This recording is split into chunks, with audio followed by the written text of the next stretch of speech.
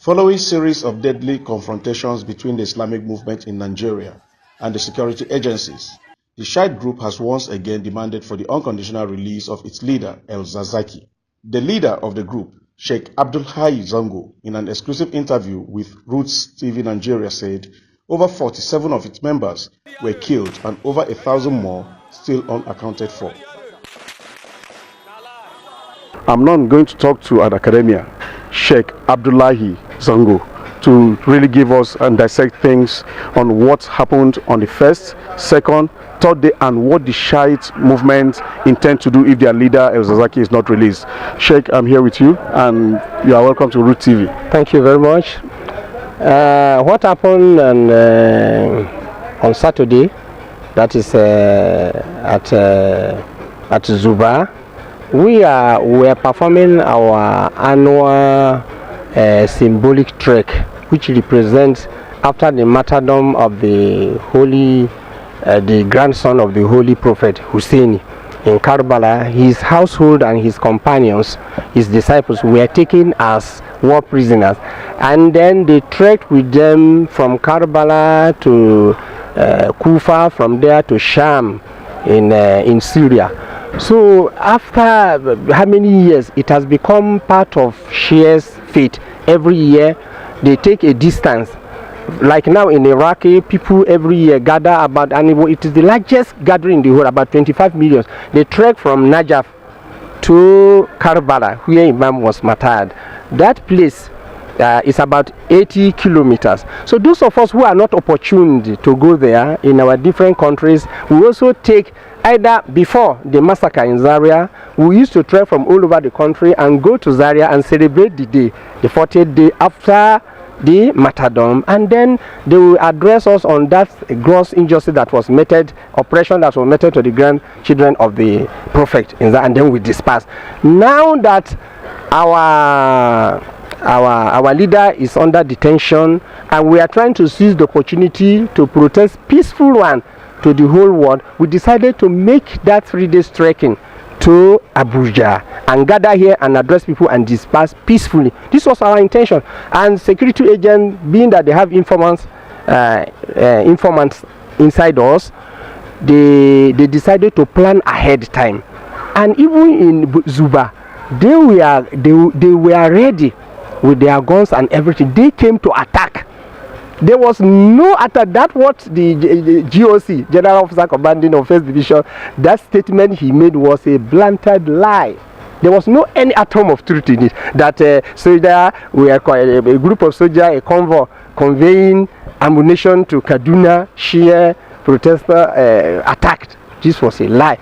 What with women and small children? How can we, with empty hand, go and attack soldiers who are escort of an ammunition? What are we going to do with ammunition when we don't have arms? This was a blatant lie, because it was after the closing section of the first day, because we planned it to be 3 days and the third day will end up in Abuja. So it was after that one, it has ended. We have the distance we want to trek for that day has ended, and we are doing closing prayer when they came, because they have been commanded that they should shoot us. So they see that now we are about to disperse without any, they just come and started shooting. This was what happened. This was the reality. And we are not afraid of them. Why should we tell lies? They are the one afraid. That's why after committing the atrocity, they are hiding, they are telling lies. That mostly your protest turns violent. Two wrongs can never make a right. They have already done atrocity to us, and we are now exposing them, and they are afraid of that. Because during this protest, we come out and address people and show the injustice has been meted to us, this oppression that has been meted to our leader. They don't want this. Why, if after killing 50 of us, they come out to say they killed 3 people? If it is a good thing, let them tell the whole world. Like that Brigadier General John, that was John somebody, Migi also, that was proud that they use live bullet and this, that was trying to be bold. Tell the whole world that yes, we massacred them, we killed them, and we are ready to, and what we have done is so that the whole world will clap hand and hail him. Because they know what they have done is that's why they are trying to hide it. Why are they telling the whole world that they are killing Boko Haram? And Boko Haram are claiming that they have not been killing. Even the reverse is again. They were the one killing. But that time, because they know people will hail them, they continue to say that they are killing. They are killing. But us, they are killing and they are hiding it. Because what they were armed. Oh, let me ask you, if we are armed, how many soldiers have been killed? How many soldiers have been killed? Well, is it sensible that you are armed, somebody come and shoot you with a gun, and then you be throwing stone at him? They say we throw stone at them. Is stone armed? This is even the main reason to prove that we are not armed. If we are armed, because stone is the weapon of a defenseless person. If he has nothing to do, and then you don't tell me why should they throw stone at them? Are we mad? Somebody is killing your wife and your children in your front. Then do you expect us to clap for him and say, thank you for killing? The least thing we can do to them is to take stone and at least drive them away from us. This is what we did. Will this protest continue? It will continue until our leader is released. If it's not released, we will continue. Whether they are ready to kill us or we are ready to die. So this is how they can never frighten us or threaten us with anything. They are just wasting their time. They should go and read the history of Shiite. We are never threatened. We have never been deterred because the empty killings and all this thing. They should go and read.